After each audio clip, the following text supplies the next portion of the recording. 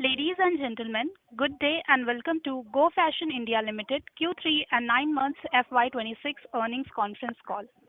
Before we begin, I would like to remind participants that this conference call may contain forward-looking statements which are based on the beliefs, opinions, and expectation of the company as of today. These statements are not the guarantees of the future performance and involve risks and uncertainties that are difficult to predict. As a reminder, all participants' line will be in listen-only mode, and there will be an opportunity for you to ask questions after the presentation concludes. Should you need assistance during this conference call, please signal an operator by pressing star then zero on your touch-tone phone. Please note that this conference is being recorded. I now hand the conference over to Mr. Gautam Saraogi, promoter and CEO of Go Fashion India Limited. Thank you, and over to you, sir.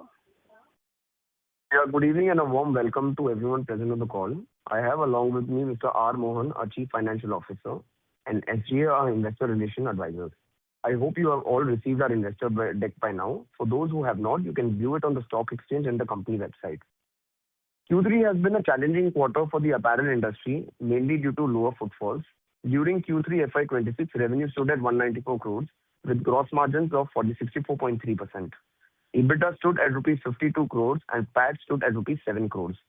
However, the company has demonstrated resilience in its core operational fundamentals such as full price sales ratio, items per transaction, and customer conversion rates, which have remained stable, reflecting continued consumer relevance and disciplined execution. The overall retail environment remains subdued with discretionary consumption witnessing moderation across categories. Factors such as uneven festive demand, selective consumer spending, and lower footfalls resulted in a slower same-store sales growth during the quarter. The softness was largely industry-wide in nature. The company continued to prioritize full price sales ratio by maintaining a full price sales ratio more than 95%. This disciplined approach helped us maintain healthy gross margins at a stable 64.3% in Q3 FY26, which further highlights the strength of our pricing of our brand. Q3 FY26 was deeply impacted by a slowdown in our LFS channel. One of our key LFS partners had a pause of fresh inventory intake across brands, which affected our LFS sale by 30%. We continue to engage closely with our LFS partners and expect this channel to normalize as we continue to supply inventory to them. We continue to engage with our LFS partners to ensure that these kind of interim issues what we have faced, we don't face again. To drive improved same-store sales growth, the company has undertaken focused initiatives around customer engagement and new product launches. In parallel, we had recently collaborated with a leading influencer to showcase our bottom wear collection and enhancing the brand visibility and relevance among younger audience. Such initiatives are expected to support stronger customer traction and improve store-level performance over the coming quarters. Over the time, we have strengthened our position in the non-leggings category, and it has further strengthened. Today, our non-leggings bottom wear category gives us a 65% contribution in our sales, which in earlier times used to be less than 50%. Moving over to the operational metrics of Q3 FY26, our store expansion strategy continues to remain calibrated and selective with a clear focus on entering high potential markets. As of 9 months of FY26, the company has added 49 stores and we expect to close FY26 with a net additions of 60 to 70 stores. Our approach to network expansion remains very disciplined with emphasis on store-level profitability and strengthening brand salience. We continue to keep a close watch on inventory levels, with inventory levels being at 114 days as of December 31st, 2025. On the inventory front, we have seen an increase in our inventory because for our new concept, daily wear concept, which had increased our inventory marginally from the earlier times. For the full year FY26, we anticipate inventory levels to stabilize in the range of 100 days, ensuring operational efficiency and healthy working capital management. Our strong focus on inventory and working capital efficiency will help us achieve the target of converting more than 50% of our EBITDA into pre-Ind AS operating cash flows. On our new initiatives, including our international store in Dubai, our daily wear concept are demonstrating healthy unit economics in early stages, and we remain excited about their performance in the coming quarters. As of now, we have opened 6 stores for our daily wear concept, and we look to make it about 10 stores by March 2026.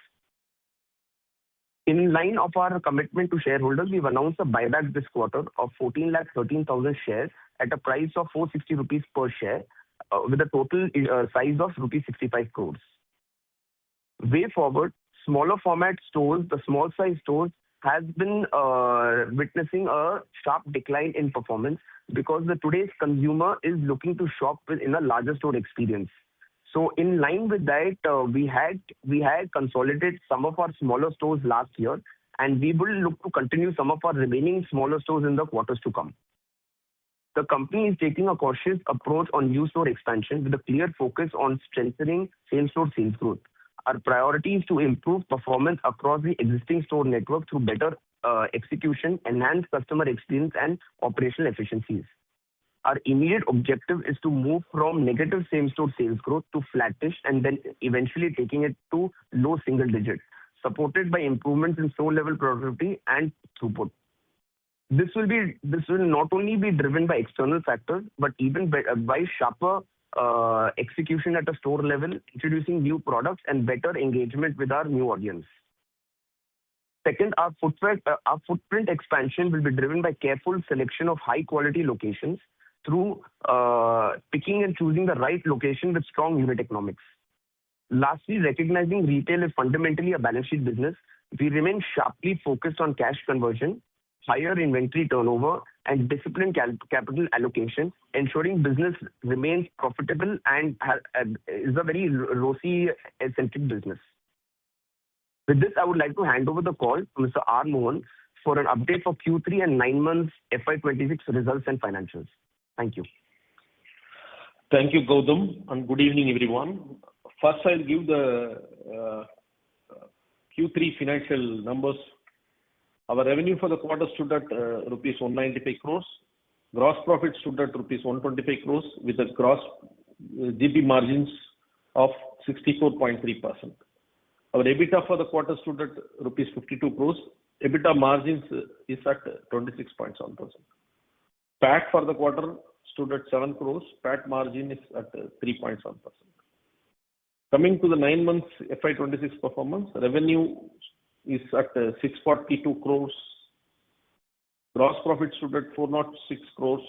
GP margin at 63.2. EBITDA is at 187 crores with EBITDA margin at 29.2%. PAT stood at 51 crores with a PAT margin of 8%. ROCE and ROE excluding Ind AS impact as on 9 months FY26 stood at 13.1% and 10.3% respectively. Cash and cash equivalents stood at 256 crores as on 31st December 2025. With this, now we'll open the floor for the question and answers. Thank you very much. We will now begin the question and answer session. Anyone who wishes to ask a question may press star and one on their touch-tone telephone. If you wish to remove yourself from the question queue, you may press star and two. Participants are requested to use handsets while asking a question. Ladies and gentlemen, we will wait for a moment while the question queue assembles.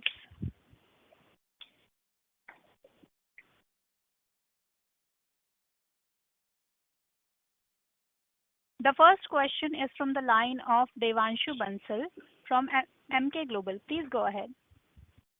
Yes, hi Gautam. Thanks for taking my questions. Firstly, sir, wanted to understand how should we read your SSG performance? We were flat for a fairly long period of time, but now reporting in the negative trajectory for last 3 quarters. Though you mentioned that from a retail parameter perspective, footfall is the only challenge. But my concern was that even footfall, we are attributing it to weak consumption, but is there a certain level of deterioration of brand strength so that it is not attracting the relevant or amount of footfall? So your color on this will be very helpful. Yeah, thanks, Devanshu. No, I think, see, Devanshu, from a brand perspective, I don't see that. Yes, we want to, as a brand, increase our younger audience as a customer base. But from a brand strength and relevance perspective, I think we are very much there. See, even from a product mix perspective, if you see today, 65% of our sales are coming from the other value-added products, and that's how the market, the bottom wear market is heading in direction. So I think from a brand relevance and product relevance perspective, I don't think is an issue. I think the overall footfalls in Q3 has been very weak. See, we've done many channel checks also, and we have seen similar kind of trajectory in other places as well. So the overall macro scenario obviously has had to do a lot. The footfalls issue has had to do a lot with our SSSG. Other thing which I mentioned in my speech, our SSSG in a very small store. See, today what has happened, because the bottom wear market has become a wider market with so many products, the very small stores from an experience perspective becomes a little bit of an issue. And we have seen softer and larger degrowth in SSG in those very small stores. So I think the larger attribute to a negative SSG is obviously the overall macro scenario and footfall, and these small stores which have degrown a lot more than normal because of the size. Fair enough, Gautam. But this footfall issue, is it also related to consumers sort of preferring to show up more online or via quick commerce channels, where our presence is very limited, right? So are you also thinking on ramping up our presence in these channels, because footfalls, etc., may remain weak, right? So if the consumer preference is shifting towards other channels, or maybe through formats where they are getting the entire wardrobe rather than preferring to go for a standalone bottom wear store. So how are we sort of focusing on capturing such consumption occasions? Yeah, see, in fact, I mean, rightly you said, Devanshu. I think, look, online and quick commerce has always done well. And for us, because we are having a very small contribution, so that's a channel for us to build.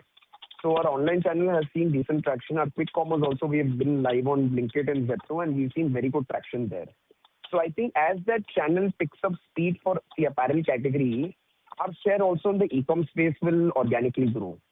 So from an e-com and quick commerce perspective, we are there present with our styles and inventory across all channels. I think it's just a matter of time. Once it picks up speed, it will also start reflecting in our revenue numbers. Fair enough. And lastly, Gautam, a few clarifications on the LFS side. Our revenue mix has improved towards EBO, right? So it is 80% Correct. EBO this time around versus 74% last year. The gross margin for this channel is about, in my understanding, 35-40% better versus the LFS channel, right? But That's if correct. we see from a company-wide perspective, this should have reflected in 250-300 bits better gross margin on a YOY basis. But this Correct. is flat, right, in this quarter. So is this largely due to deterioration in gross margin profile of LFS channel as well? So what explains that? So, yeah. Yeah, see, we are also studying that, Devanshu, and I will come back to you on that. But at the outset, when we are looking at it right now, last year we had started EOSs a little late at the EBO level. This time we had started a little earlier, where usually we start. Last year our EOS start date itself was late. So because the quarter 3 had a week, 10 days of more EOSs week, that could have had an impact on the EBO gross margins, which is not reflecting in the upside of the overall company gross margins because of low LFS. We are anyway studying this. We'll come back to you with more clarity around it, but at the outset, it looks because of the start of early EOSs, which was by a week, 10 days. Okay. And from a model perspective, is your LFS SOR based, or then the partners can return the inventory in case they are closing the store, or how is it? Yeah, so usually it is like this, Devanshu. It is based on SOR. So what we do as per India standard is, because it's on SOR, we show it as debtors in our books. We show it as sale when we dispatch the goods. So it is debtors in our books, but because it is SOR, as per India 115, we have to put a provision for sales return based on historical trends. So whatever is the last 3 years of historical trends of return, we provide it on a quarterly basis. So the provision of sales return is inbuilt for any stock which is coming back through the year. No, that's fair, but what happens in terms of store closures, right? So we have had 100 to 200 For example, yes, your question is right. Suppose today an LFS decides to shut 20 stores. Those 20 stores stock will come return and it will be booked as a sale return. But what happens, such increase in returns will reflect in the next year's provisioning, because you tend to usually take a 3-year average of for a provision of sales return perspective. But to your question, if an LFS shuts 30, 40 stores or whatever stores, the stock coming back will be shown as a sales return. Fair enough. Thanks for taking my question. Sorry. Gautam, sorry. Thank you. Thank you, Devanshu. Participants who wish to ask a question, you may press star and 1 at this time. The next question is from the line of Gaurav Jogani from JM Financial. Please go ahead. Hi. Thank you for taking my question. My first question is again with regards to the LFS channel only. This quarter we have seen 137 odd LFS getting shut QOQ. So one, what is, what was there anything specific this quarter that we saw such large closures? And how do we look for expansion in LFS going ahead? Yeah, so see, Gaurav, this stores are largely one of our key LFS partners. They have changed the format of that store and they have changed it. They rebranded and changed the format of the store. So when that happened, all the external brands had to move out of those particular stores, including us. So the reason we have exited the stores because that key partner had decided to change the format and rebrand it. Now, moving forward, LFS expansion from a store addition perspective, whenever we do get an opportunity for adding new stores, we will selectively choose which location makes sense and then we will select. Like in Pantaloons, we have been expanding and adding stores over the last few quarters. Even in Reliance, we are getting new stores. So selectively on the basis of what is being proposed to us, we will select those locations and move forward. As far as quarter 3 is concerned, our quarter 3 revenues were deeply impacted because for one of our key LFS partners, we were not able to dispatch stock for about close to 45 days. They were not taking inventory across brands for a period of 45 days, and because of that, we were not able to dispatch stock. And that is why we've lost 45 days of dispatches, which has resulted in 30% drop in sales. And that's why our Q3 numbers, overall numbers have got deeply impacted because of this dispatch issue which happened in November and a little bit of December as well. So Gautam, can we expect this to, sales come back in Q4 in some sense? Because again, not really, because what happened, that 1.5 months which we have lost, what happens, how do we replenish stock at an LFS store, right? We keep a base stock. We decide a maximum stock level. Now, based on the maximum stock level and the closing stock at an LFS store, you're basically only sending the difference. So in January or February, it's not that you're going to be sending additional stock. You're going to be sending stock only to the extent of the maximum stock level. So the 45 days what we have missed out, that increase in number will not see in January and February.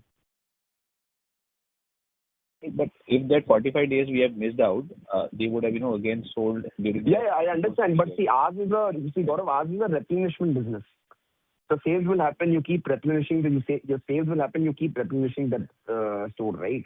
But your maximum base stock is only to a certain level. So if you have not replenished 45 days, you have to a large extent lost out on a lot of secondary sales. Now, we will not be able to recover those secondary sales in the coming months. So technically, you're sending only that much stock which is there in the base stock. And Gautam, just completing on that LFS opening part, so how many LFS now we can model into, open, at least for Q4 and the rest of the couple of years going ahead? See, it's difficult to say. It's difficult to give a guidance on how many LFS stores we will be opening next year. It all depends on how our partners expand. And in that proposal of expansion, what we think would be relevant. So it's going to be very subjective to what is being proposed to us. See, sometimes a partner can decide to add 70 stores, 80 stores, but certain key markets, you wouldn't want to be part of that market. So it's very subjective to what is being proposed to us. So I think that we will be able to only know next year as we are proposed with a list of stores. And Gautam, coming back to the EBOs, are you seeing any recovery in the momentum of any sorts in the a month passed by in January to indicate, that from a negative 4.5% SSSG that you're witnessing Q3, probably you will go flattish or that sorts, or it continues to remain weak as it was? See, Gaurav, see, we are seeing two trends, Gaurav. I think what is happening is our mid-sized stores, stores which are slightly higher than 500 square feet, 600 square feet. See, because our product range has increased, right? 65% of our sales are coming from the non-leggings category, the value-added categories. So today, the consumer wants display and experience of shopping when you're seeing so many products. So we are seeing two trends, right? The smaller stores, the very small stores are obviously seeing a decline because we are not able to display all the new products. The slightly larger stores, which are the 600, 700 square feet stores, they are seeing good increase. Some of the stores are actually showing very good positive SSG as well. So I think over a period of time, as our small stores phase out of the system and the newer stores, what we cautiously add becomes of a relevant size, you will also see improvement in SSG from that perspective. But largely the improvement of SSG is going to be obviously relating footfalls. So I think both these things hand in hand will play a very important role in the recovery of the SSG from being negative to a mid-single digit of positive. But Gautam, in this scenario, the expectation, then there could be a possible drag on the margins because cost will keep on escalating at a certain pace. So would it be fair to assume that at least over the next 3-4 quarters you might see a decline in the EBITDA margin just because of the negative leverage? See, I'll tell you what we are planning to do as a company, right? Right now, we are being very careful with expansion. So right now, we are prioritized and thinking, how do we get the SSG back to positive? Today, we are at -5%. Our aim is to get to mid-single digits to 5%, right? So from -5, we have to take it to +5. So all our efforts right now as a company is to see how we can fix this and get this into positive. Of course, the overall footfalls is going to make a very big contribution to this. But we are also going to be putting in smaller efforts at new products, opening better looking stores to fuel that. So our first priority over the next 1 year is to definitely put entire focus on improving SSSG and maintaining margins. So on the expansion front, we are going to be very selective in our expansion in the coming quarters.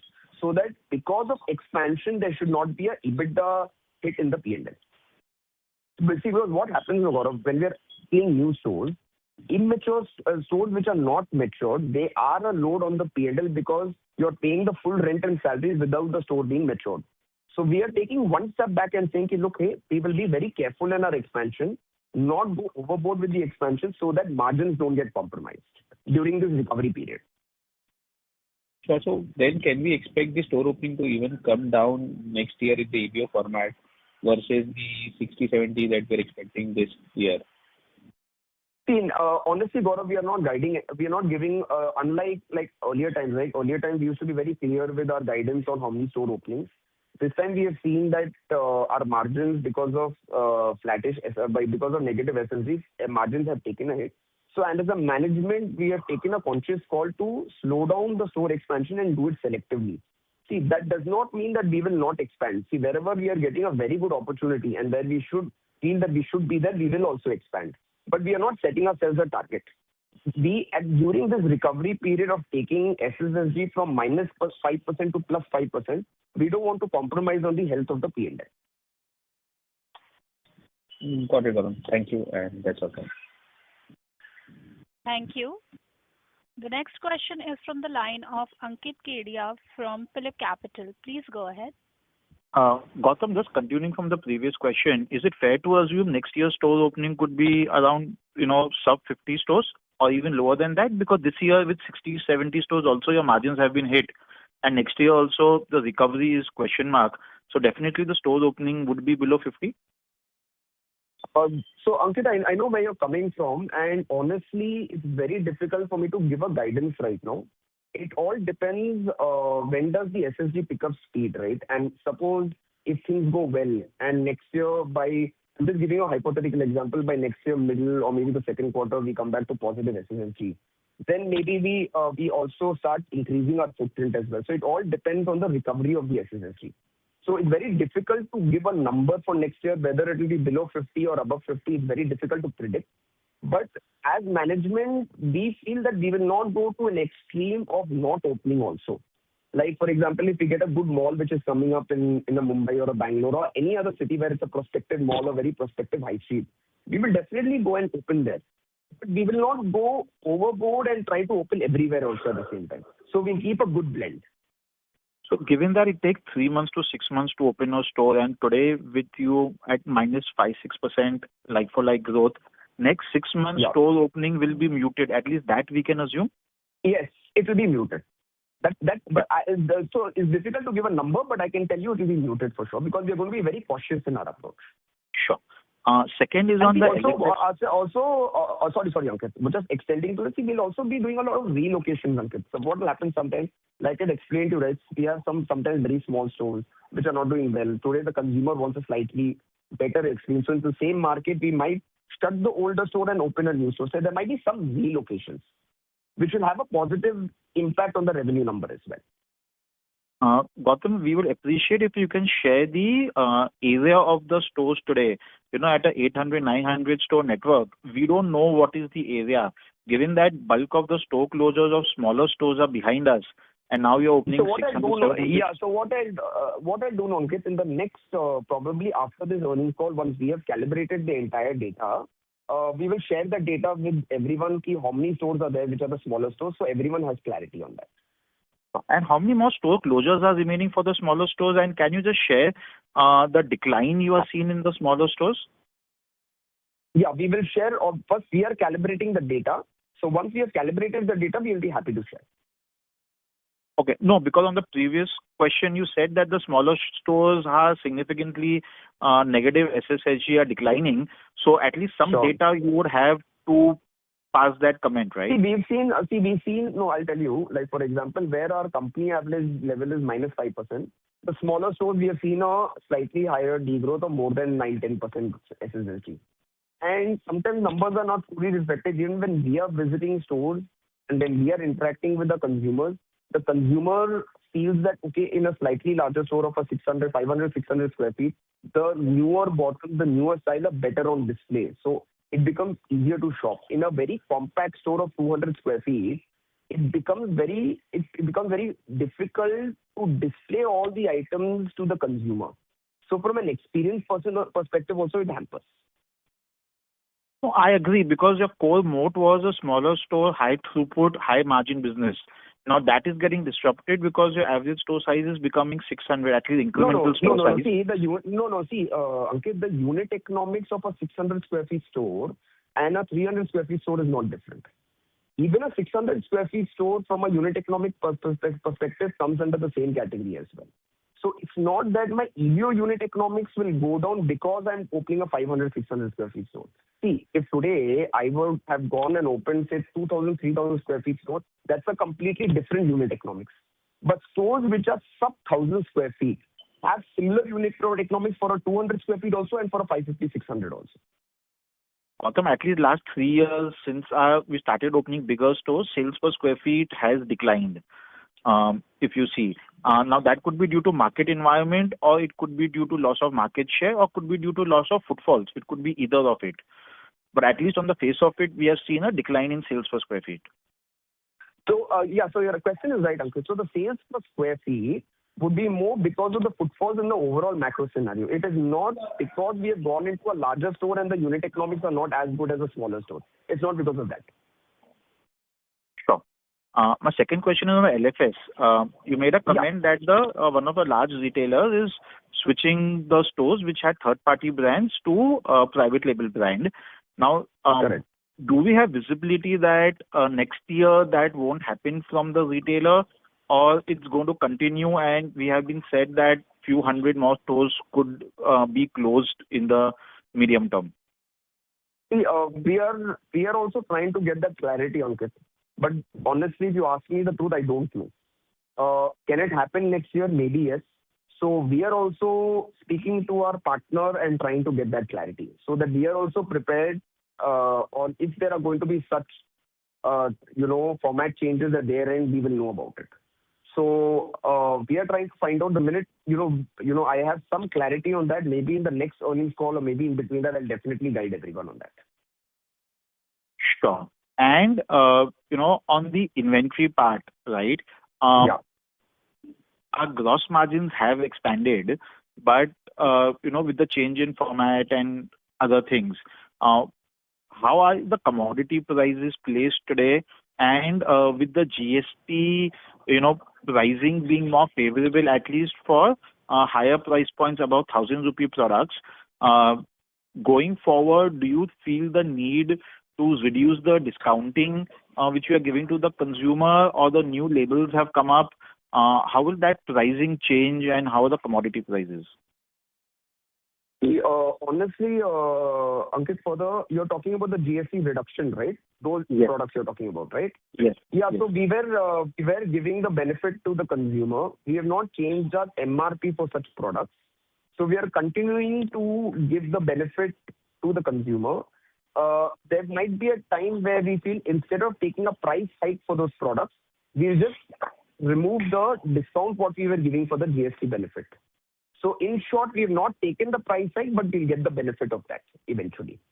But when we are going to start doing it, we are deciding it internally once. So we are to answer your question, we are not changing the MRP of those products where the GST was reduced. Wherever the GST was reduced, we were passing on to the consumer.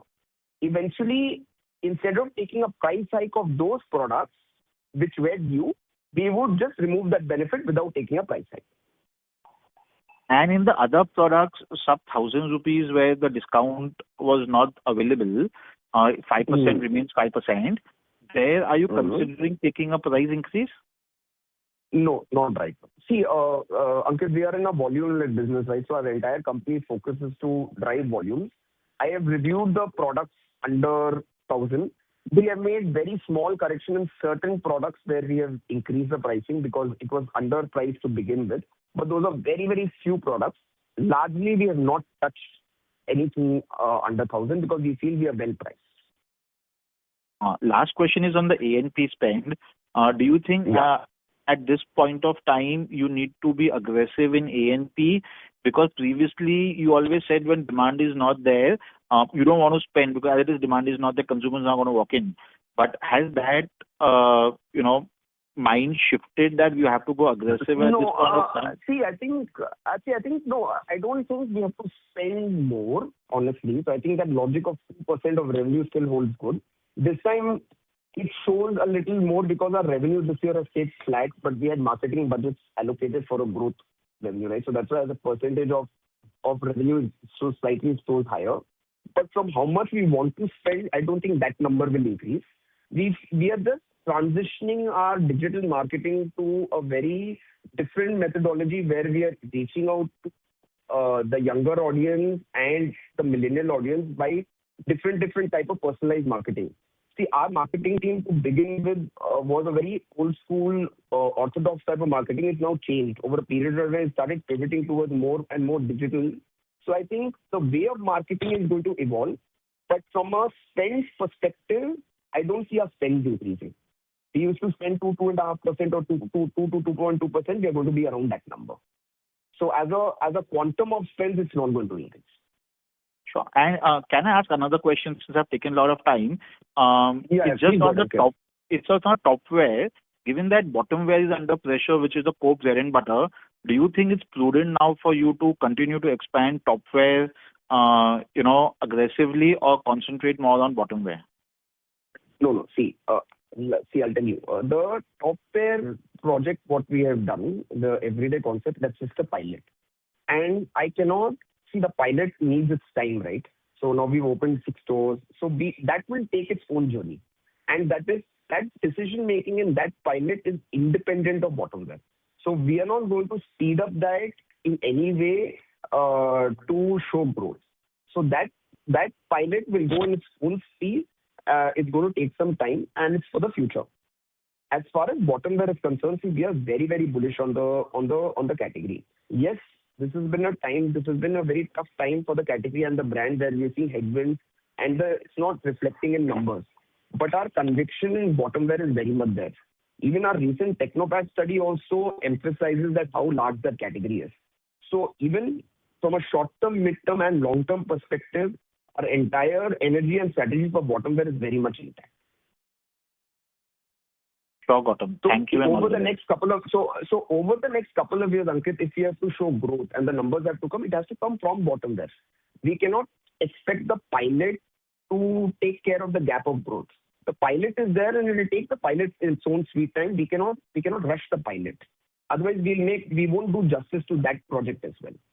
Bottom wear is our main business, and we'll fix it and we'll bring it to growth. We are very bullish. Noted.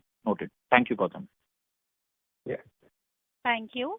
Ladies and gentlemen, in order to ensure that the management is able to address questions from all participants in the conference, please limit your question to 2 per participant. The next question is from the line of Vaishnavi Mandhania from Anand Rathi. Please go ahead. Hi, thank you for taking my question. I just wanted to understand that how much of this SSSG decline can be attributed to the entire store size issue that we faced, because you said that the smaller stores saw a relatively negative SSSG, or rather the larger stores saw better SSSG performance versus the footfall in general being weaker. See, I would basically it's very difficult to quantify it. I would say this SSG is negative because of the slowness in footfall and the overall weak environment. It's very difficult to quantify, but I would put it more towards the overall macro scenario. So what I'm trying to get to is that, let's say in H2, right, where we, I think, almost shut almost 40 to 50, H2 FY25, we shut, I think, almost 40 to 50 of the smaller store formats. We said that the store closures are almost done, but again, now in this quarter, we're coming up and we're saying that we're still seeing the performance of the smaller stores not being up to the mark, which is why we're shutting them again. So I'm just trying to understand, where are we coming in this entire small store, large store, medium store, and how should we look at this in terms of our performance as well? See, the stores what we shut last year, yes, we did shut those stores, and we have seen that when we shut those smaller stores, the revenue moved to the nearby larger stores. So we saw that. It didn't have a very big impact on SSSG because 40 stores as a base on such a large number of stores will not move the SSG needle so much. Now, as far as how many stores we are going to be shutting, we are calibrating the data of the smaller stores because we can't just shut those stores just like that. We'll have to also see when are the lease renewals coming up. So as we get more clarity on that, we'll definitely guide the market on how many such stores in the smaller bucket is there and how many of the smaller stores will be shutting in the short term. We will also guide that once we have calibrated the entire data. So as from your end, you will also have clarity on what's happening. All right. And one more thing, if we can also get some more inputs in terms of how does the unit economics, etc., move for the slightly larger stores, like what the earlier participant was also suggesting. Because when... Very similar, Vaishnavi, and I'll tell you why. See, you understand, I'll tell you why a 500, 600 is very similar to a 200, 300, and I'll tell you why. When we sign a store, we sign on a rent-to-revenue ratio. So if the rent-to-revenue ratio is in our budget, whether it's a 600 square feet store or whether it's a 200 square feet store, your EBITDA prior to staff expenses will be the same. Now coming to staff expenses, because that is the real difference between a 600 square feet store and a 200 square feet store. In a 600 and a 200, the number of people you employ for managing the store are the same. Your operating expenses also are pretty much the same. So a 600 square feet store from a unit economics delivers the same unit economics what a 200 will deliver. The difference always what happens is when you go past 1,000 square feet, suppose you open a 1,500 square feet, the unit economics dramatically changes because the electricity cost dramatically goes up, the number of people you're going to be keeping in the store dramatically goes up, then you'll have to keep separate housekeeping staff. The entire mathematics on employee cost dramatically changes when it crosses to 1,200 square feet, 1,300 square feet. Sub 1,000 square feet, you're keeping the same number of people what you're keeping in a 200, 300 square feet. So the difference is really those other operating expenses in which the staff cost is the highest. Okay, understood. Also, one last question. In terms of the newer stores that we're opening, which are slightly larger in the size, are they again in the nearby vicinity of the smaller stores, or are we targeting different clusters or in the same cluster? No, no. What is the See, we have strategy there? see, one more thing is, definitely during these times where SSG is soft, we are ensuring that we are not giving any room for cannibalization. So now when we are opening stores, we are very careful that we are trying to open in different clusters where even the smallest remote chance of cannibalization should not happen. And that is why we are extremely selective and cautious in our approach of store opening. Okay, all right. Thank you. Thank you. Ladies and gentlemen, you are requested to restrict your question to two per participant. The next question is from the line of Prerna Junjunwala from Elara Securities. Please go ahead. Thank you for the opportunity. I just wanted to understand your revenue mix also this quarter. You have given bifurcation wherein from non-legging sales is around 65%. Correct. As a category, that category is not seeing that kind of difficult times in our opinion. So I wanted to understand which category is seeing slowdown, or is it an overall all categories are seeing decline at the same time, or what is how product is changing? I'll tell you. So Prerna, I'll tell you. See, the product mix change has very little to do with the negative SSSG, and I'll tell you why. When pre-COVID, when we had SSSG of more than 15% or we were double-digit SSSG, even that time the product mix was evolving and changing. See, product mix is something which evolves even when your SSG is positive or negative. So that has nothing to do with that. The real reflection of SSG being negative is more to do with the footfalls. The main reason is that it is not because this product has gone down and this product has slightly improved that it is reflecting in negative SSSG. The main reason of SSSG decline is because of the decline in footfalls. So suppose if we are having minus 5% SSSG today, our footfalls are down by minus 5%. So what directly correlates with negative SSSG is the footfalls and not the product mix. Because what we've seen in the past, even in the good times when we had double-digit SSSG during pre-COVID, our legging churidar contribution was falling at that point of time and our other product sales was improving. That was something which we had envisioned that was anyways going to happen. That legging as a category is going to continue to decline even in the future. Okay, understood. And but then I'm just trying to understand, because other apparel players have not been declining every quarter the way you have been declining. So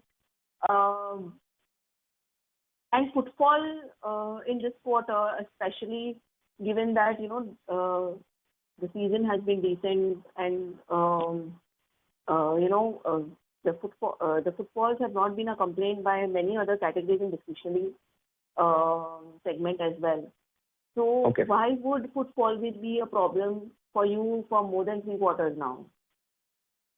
See, difficult to answer this question, Prerna, but see, in quarter 3, of course, our numbers are weak, right? So the first thing what we do is we do some channel checks. So we have seen a decline everywhere, but the women's category, we've seen a bigger decline. And this I'm saying about in general overall women's apparel. Irrespective of top wear, irrespective of bottom wear, irrespective of whether it's ethnic, western or fusion, whatever little bit channel checks as a company we've done, we have seen slowness everywhere. Also, is there any strategy change with respect to ownership of stores, because all your stores are on your books, and any franchisee options that you are evaluating so that factory employees can be better? See, the COCO model works very well for us, Prerna, and it gives us better control from a hygiene perspective also. We've realized that COCO stores deliver a much better customer experience because we have SOPs in place. So for us, we are largely going to go to the COCO route. Franchisee route, we are not against, but we will do franchisees very selectively in markets where we are not having operational control, very similar to what I have narrated earlier. From a ROCE perspective, see, as the business improves, once growth comes back onto the tables, the margins improve, automatically the ROCE will start showing a better figure than what it is currently. But from a strategy of COCO versus FOFO, I feel we are going to continue with the COCO because that's a model that works for us. because sometimes we feel from a COCO perspective, the store experience, the store look, everything, look and feel, everything will be well maintained in a COCO model. Understood. Thank you and all the best. Thank you. Thank you. Thank you very much. Ladies and gentlemen, in order to ensure that the management is able to answer all the questions from the participants, please limit your question to 2 per participant. The next question is from the line of Resham Mehta from GreenEdge Wealth. Please go ahead. Yeah, thank you for the opportunity. So, the first question is basically on the market share data. As per the latest Technopack report, can you call out what's your market share? Yeah, so the report says that we are having the same 8% market share in FY24 what we had earlier. And it shows that the branded market for bottom wear is about, it's a 10,000 crore branded bottom wear market as on 2024, in which we have a 8% market share. Okay. And can you just call out the initiatives taken, to drive footfalls as far as customer engagement goes? See, I think driving footfalls to a very large extent is determined on the consumer sentiment. So that's not very much in our hands. So what best we can do from our end is to ensure that our product mix is good, our stores are well located, and our marketing, our digital marketing is strong. These type of levers are in our control, but the overall consumer sentiment which is there in the market is something which we'll have to wait and watch how that improves.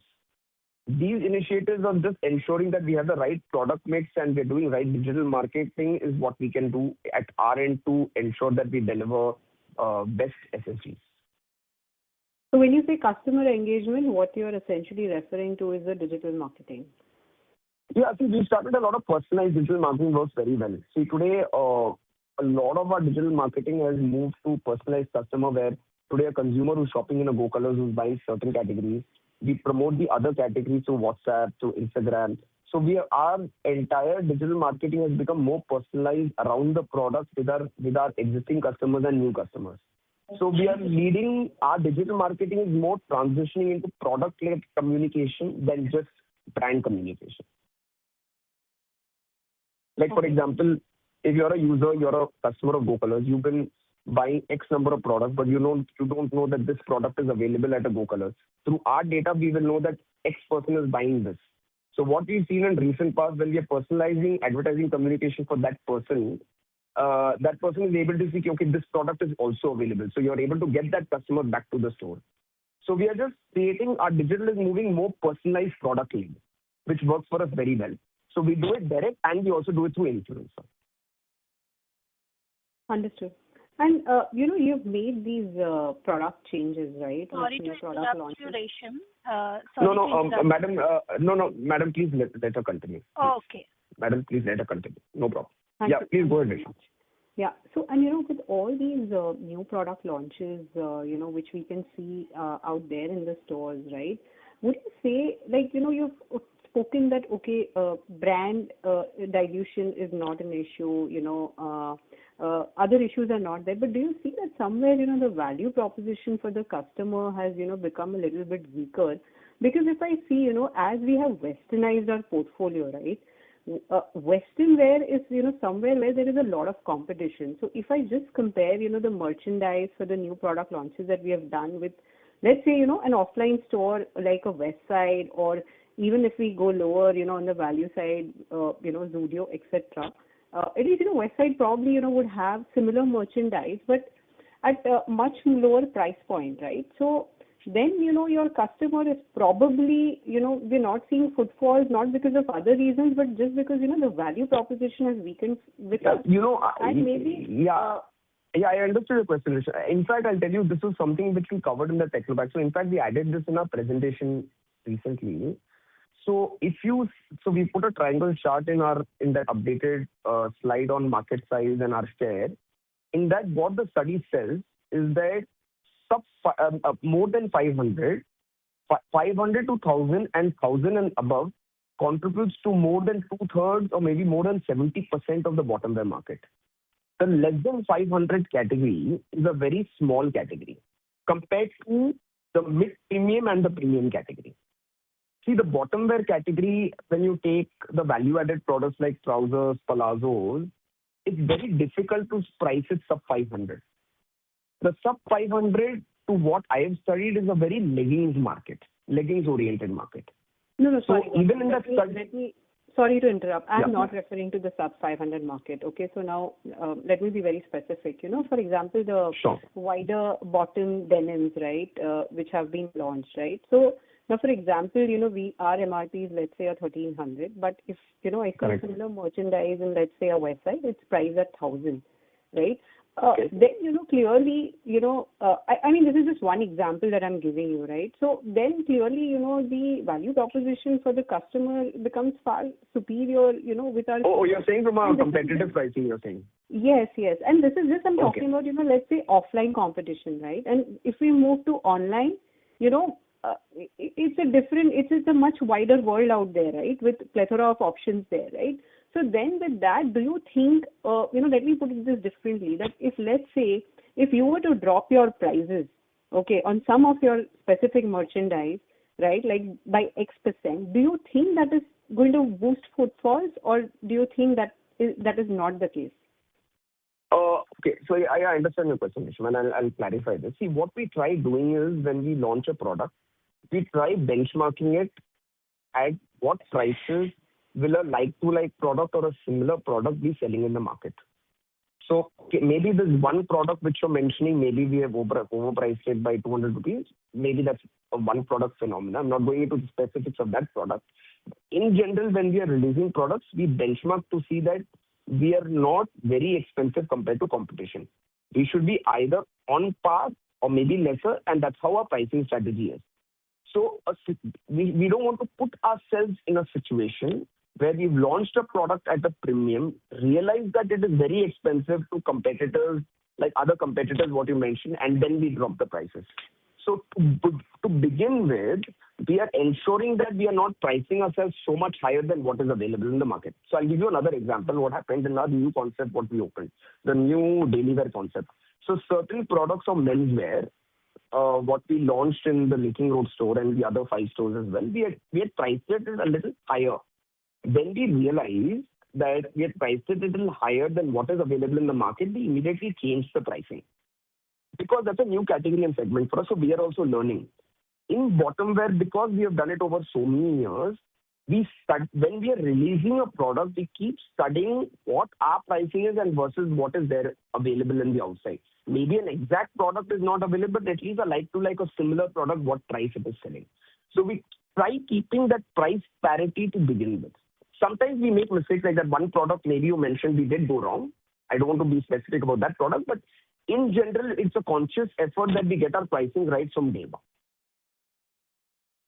Right. So you don't believe that, if we bring our prices down, we are going to be seeing more footfalls, right? Not at all. Not at all. We have, to begin with, we are pricing our product very sharply. And it's in line with, if that product is available outside, it's in line with that. Right. Yes, and I'll give you a basic example, right? Let's take our legging product. So you'll have leggings of different price ranges. For a product of our spec, I'm taking legging because, right, that contributes to 35% of the business. I'm taking that product as an example. If you take a product of similar spec, you will see brands selling between 549 and 649. So we are somewhere in between. We are at 599. So we are very mindful of that, how we price ourselves.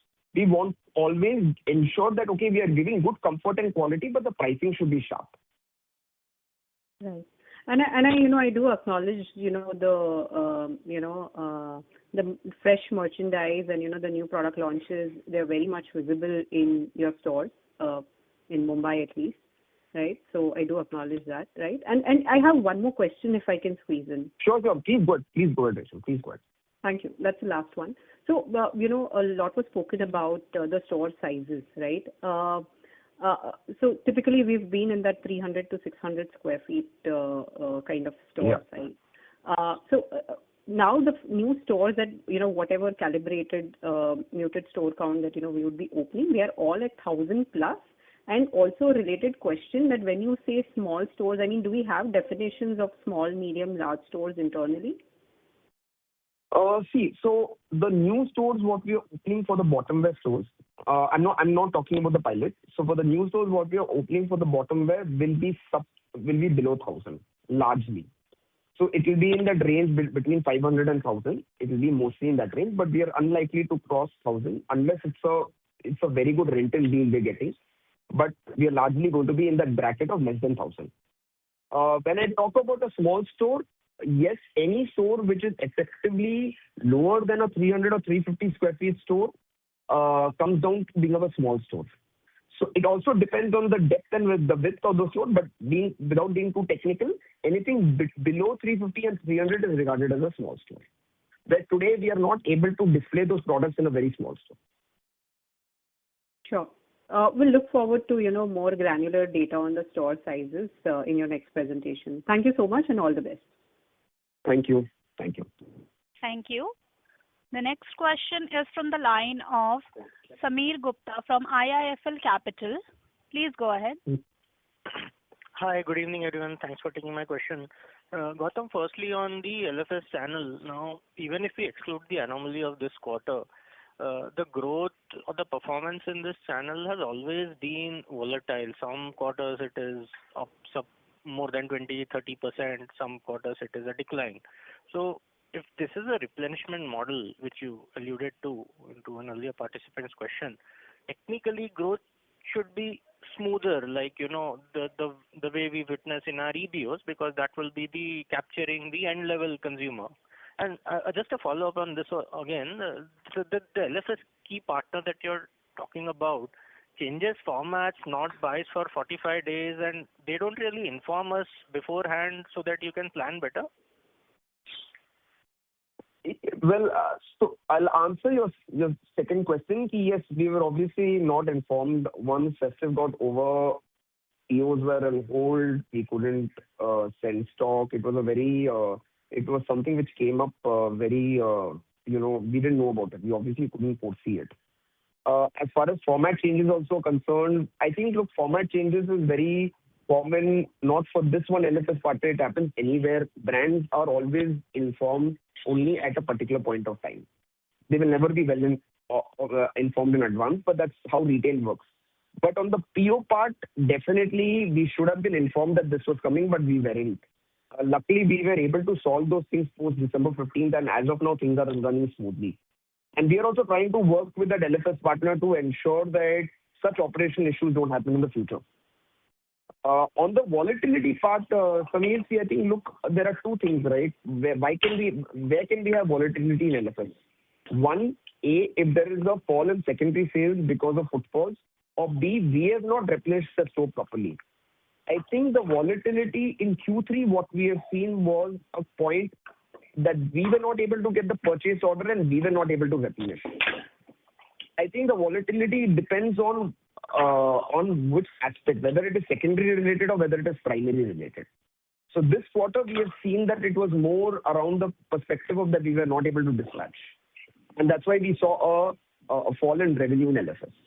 In previous quarters, there were some quarters where the secondary sales itself were low and we could only replenish based on what is sold. So I think that was a very different reason altogether. This issue, what has happened in Q3, is more of a very direct operational issue rather than I would say a consumer sentiment or market issue. Got it. But the previous quarters are more reflective of the consumer consumer demand. That's what I'm saying. It's not an apples to apples comparison, but I mean, at the outset it looks okay, LFS has degrown. I think the underlying reasons in what was maybe in the earlier quarters and what is today are different. Fair point. Second question, again, it's a follow-up on an earlier participant's question. So brand relevance and strength. Now, it's been 11 quarters of flattish same-store sales, and you're confident that this brand strength is still very, very relevant and strong. And you alluded to the brand market share is intact at 8%. So the last 3 years, then only two of these things can happen. One is that people have stopped buying branded bottom wear, or they are basically shifting to unorganized. Is there a third thing that I'm missing? See, I feel, I'll tell you from a brand relevance perspective, no, Samir. See, we are very closely in touch with the consumers who are walking into Go Colors and buying, right? So we are very clear whether we are meeting the needs of the consumer who's buying. The consumer who's coming in is definitely buying, and we are very, very relevant. Yes, in the last few years, when the overall footfalls have been low, our new customer acquisitions have been slightly on the lower side, where the actual quantum of new customer acquisitions have increased, but because the base has increased, the percentage has fallen slightly. So what we are also trying to do as an audience is just to push up how we can push newer customer and newer audience acquisition, especially in the younger age group. That is what we are focusing on. Got it. Wish you all the best for the future. Thank you so much. Thank you. Participants, you are requested to restrict your question to two per participant. The next question is from the line of Akhil Parekh from B&K Securities. Please go ahead.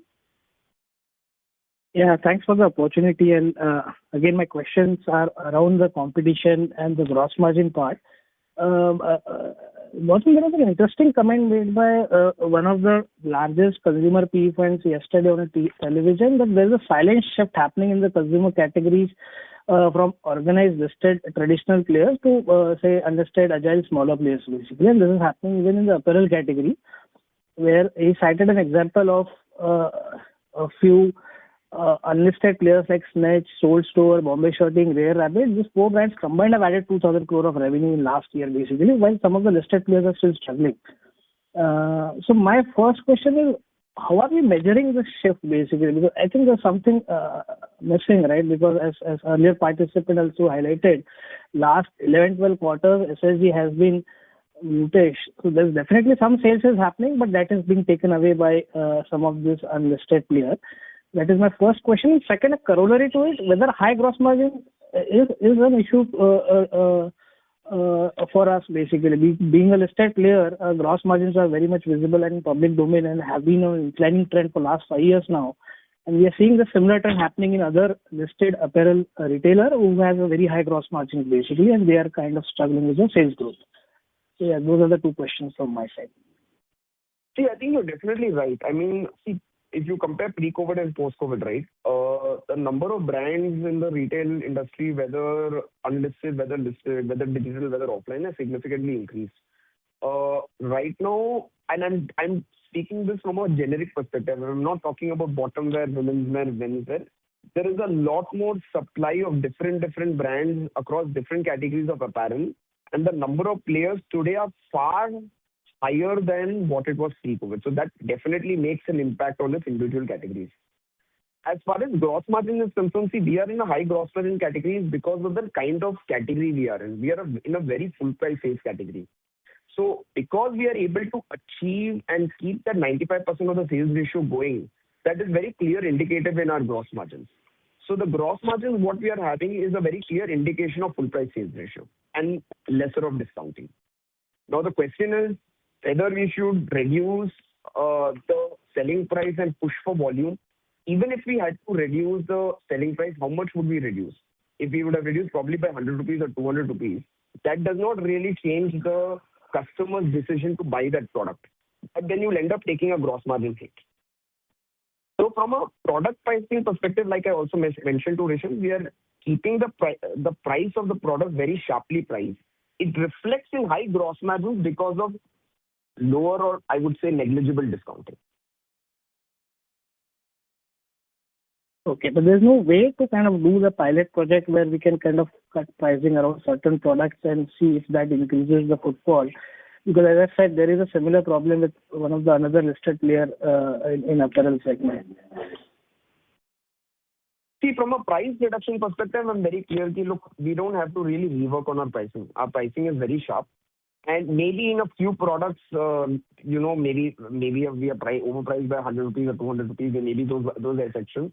But largely, I would say more than 90% of our products are very, very sharply priced. So I don't really think that we need to take a price cut to boost volumes. I don't think that is required. Sure. That's all from my side, and best luck for coming quarters. Thank you so much. Thank you, Akhil. Thank you so much. Thank you. The next question is from the line of Balaji Vaidyanath from NAFA Asset Managers Private Limited. Please go ahead.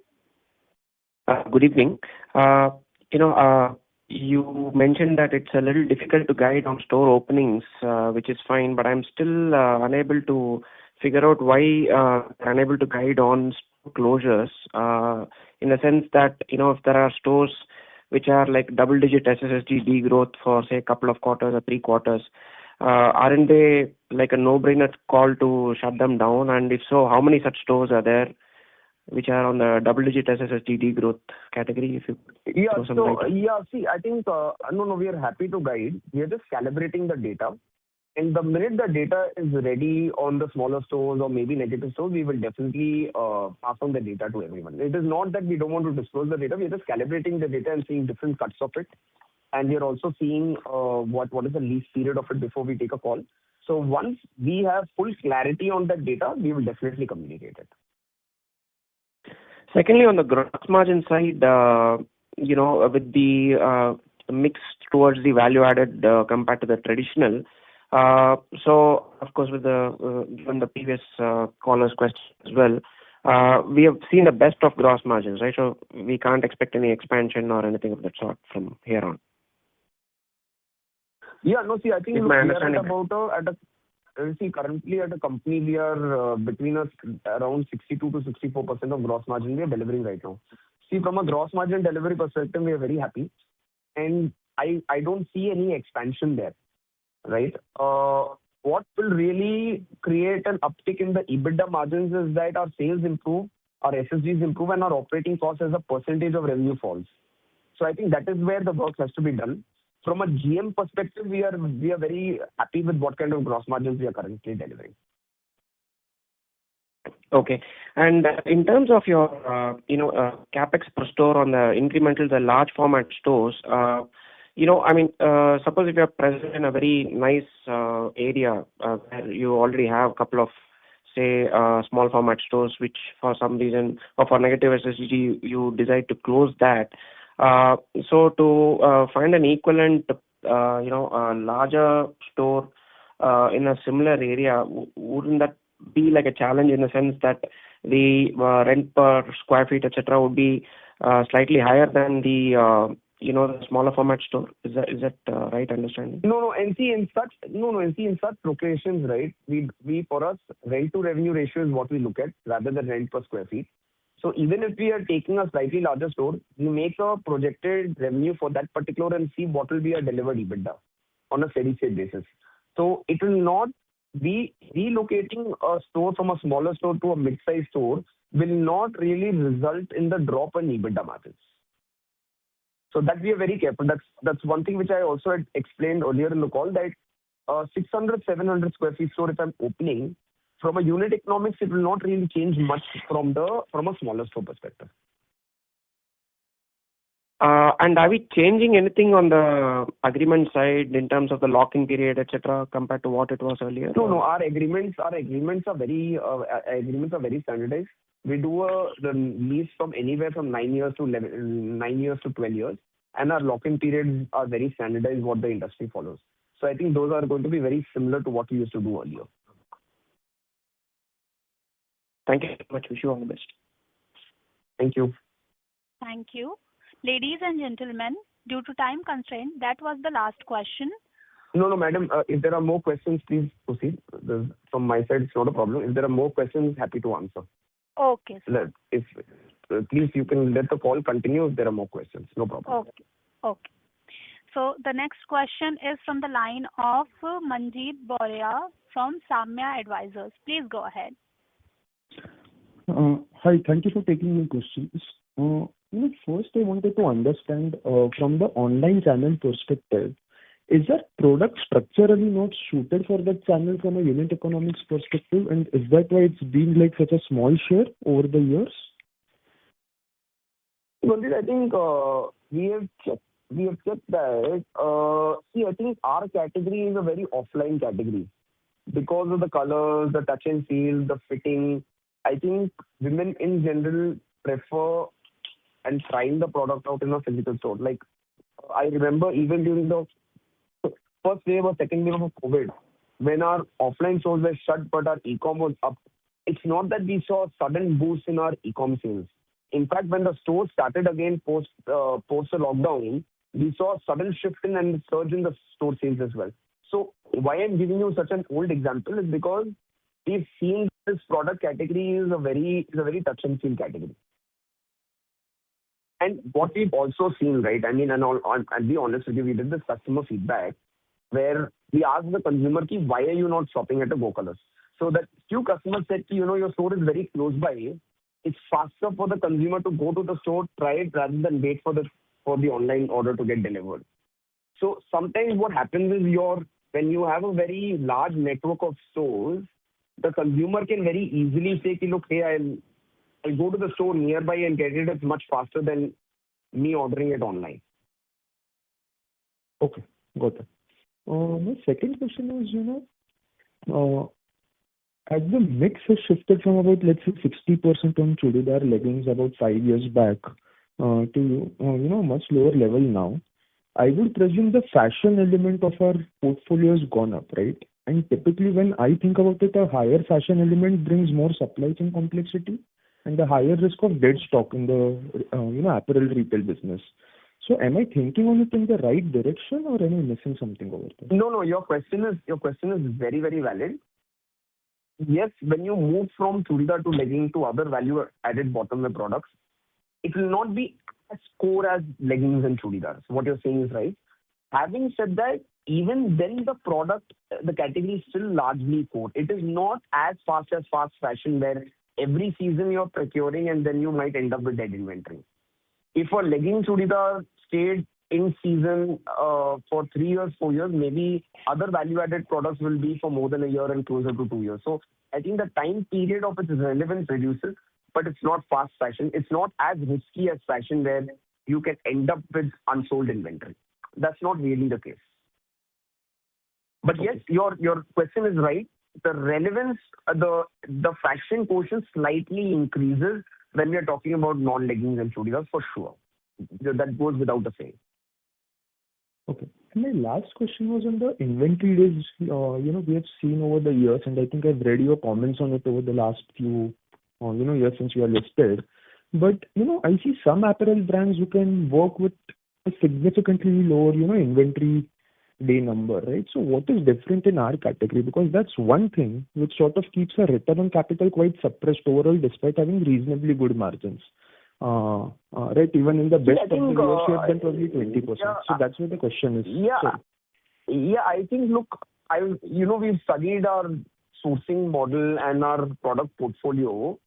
We feel on a steady state basis, 85 to 90 days of inventory is what is apt from a product perspective because we have so many sizes and colors. It will be very difficult to operate below 85 or 90 days. Yes, there is room of efficiency. We will keep improving, but that is that number. So currently we are at about 114 days, and reasons why inventory has slightly gone up is because of muted sales. Your inventory days has increased because of muted sales, which I think in the coming quarters it will stabilize. See, we've been very sharp with inventory. So this is a very temporary increase in the inventory days what we are seeing in this quarter. It will stabilize in the coming quarters to come. But from an efficiency perspective, I think we can bring it down to about 85, 90 days, which we have done it in the past. And I think we'll be able to bring it down to that levels. Now, whether going below 85, 90 days for our kind of category and our kind of SKUs, little tough to go below 85 days.